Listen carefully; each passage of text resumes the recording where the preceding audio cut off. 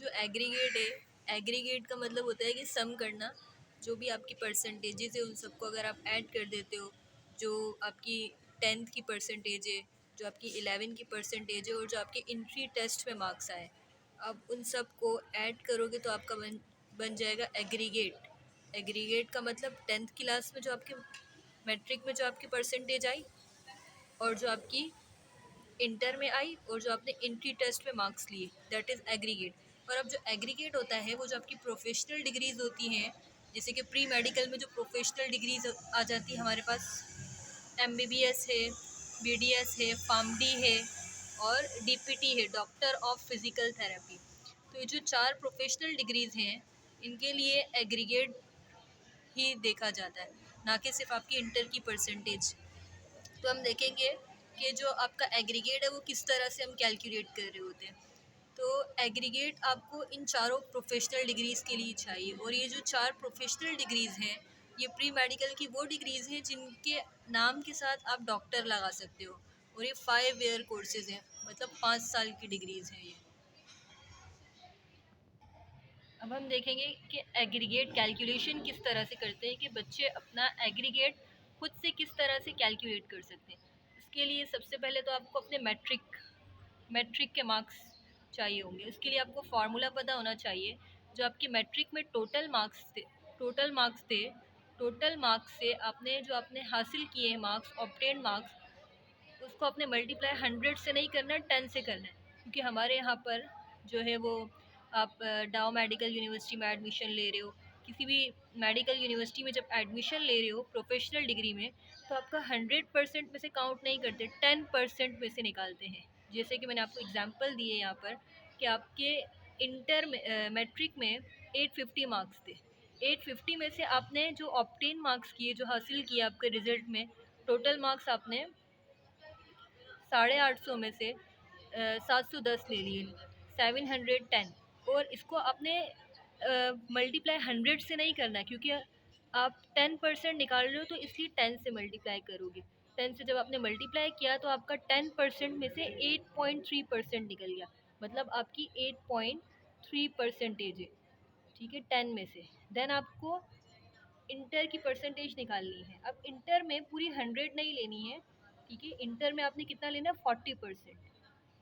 तो इसके लिए क्या फार्मूला है, दोबारा से वही फार्मूला लगाएंगे अगेन हम। ऑब्टेन मार्क्स ऊपर आ जाएंगे और नीचे डिवाइड में हम टोटल मार्क्स ले लेंगे, और मल्टीप्लाई आपने यहाँ पर 10 से या 100 से नहीं करना। मैट्रिक का आपका 10% लिया जाता है और इंटर का आपका 40% लिया जाता है। तो इंटर के लिए आपने 40% से मल्टीप्लाई कर देना है। जैसे मैंने यहाँ पर एग्जाम्पल में आपको बताया हुआ है कि आपके जो भी मार्क्स हैं, जैसे कि टोटल मार्क्स अगर आपके जितने भी हैं, जैसे यहाँ पर मैंने 1100 बताए हैं, 1100 में से आपने 800 मार्क्स ऑब्टेन कर लिए, तो इसको आपने 40% से मल्टीप्लाई करना है। सिर्फ मल्टीप्लाई करेंगे 40 से, या आप इस तरह से कर लें कि 800 मल्टीप्लाई बाय 40, जो भी वैल्यू आएगी उसको डिवाइड करेंगे 100 से, तो आप कैलकुलेटर में करके चेक कर सकते हैं कि 29% आएगा। तो मतलब आपने 40% में से 29% मार्क्स ऑब्टेन कर लिए। अब ये आपका मैट्रिक के 10% और इंटर के 10%, ये मिलाकर होगा 50%। देन आपके इंट्री टेस्ट के मार्क्स काउंट होते हैं। पहली चीज़ क्या बताई मैंने आपको, मैट्रिक के मार्क्स, देन इंटर के मार्क्स, और लास्ट में आपके इंट्री टेस्ट के मार्क्स। इंट्री टेस्ट के मार्क्स 50% में से निकालते हैं। देखिए, मैट्रिक का 10%, इंटर का 40% और इंट्री टेस्ट का 50% मिला करके 10, 40 और 50, जब आप इनको सम करोगे, प्लस करोगे, तो आपके पास आंसर क्या आएगा, 100। तो टोटल इसी को हम एग्रीगेट कहते हैं। आप 100% में से एग्रीगेट निकालते हो। तो आपके इंट्री टेस्ट में जैसे कि अगर आपका 100 मार्क्स का, जितने मार्क्स का होगा ना टोटल मार्क्स, नीचे टोटल मार्क्स आएंगे, ऊपर ऑब्टेन मार्क्स। जैसे कि एमबीबीएस की मैंने यहाँ पर एग्जांपल दी है। एमबीबीएस के टेस्ट में हर साल वैसे अलग आता है, तो कभी 210 मार्क्स का होता है, 210, कभी 200 नंबर के। तो जब 200 मार्क्स का आपका पेपर होगा, एमसीक्यूज ही होते हैं वैसे, तो इसमें से अगर आपने 180 एमसीक्यूज सही किए, तो मतलब एक एमसीक्यूज एक नंबर का था, तो 180 मार्क्स आपके होगा। और मल्टीप्लाई 100 से नहीं करेंगे आप, 50 से करेंगे, क्योंकि अभी आपको 50% पे से निकालना है। किसी भी यूनिवर्सिटी में एडमिशन के लिए जो आपका एंट्री टेस्ट होता है वो 50% होता है, इंटर का 40% होता है, और 10th का, मैट्रिक का 10% होता है।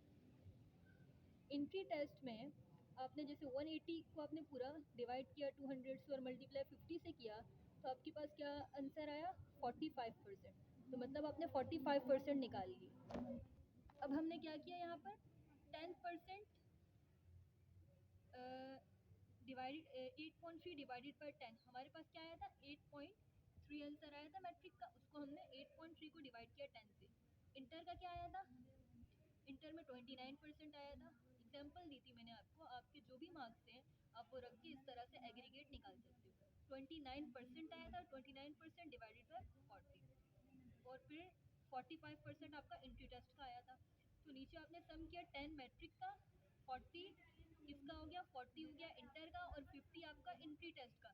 जब आपने इनको प्लस किया तो क्या आया, 40 आया। अब 8.3, 29 और 45, इन तीनों को जब आप सम करोगे, यानी कि मैट्रिक की परसेंटेज, मैट्रिक की 10% में से निकाली, इंटर की 29 में से निकाली, और इंट्री टेस्ट की 50% में से निकाली, जो आपने ऑब्टेन की थी, इन सबको सम किया, तो आपके पास आया 82.3%। यहाँ साथ में परसेंट का साइन आएगा, 82.3%। तो ये आपका हो गया एग्रीगेट।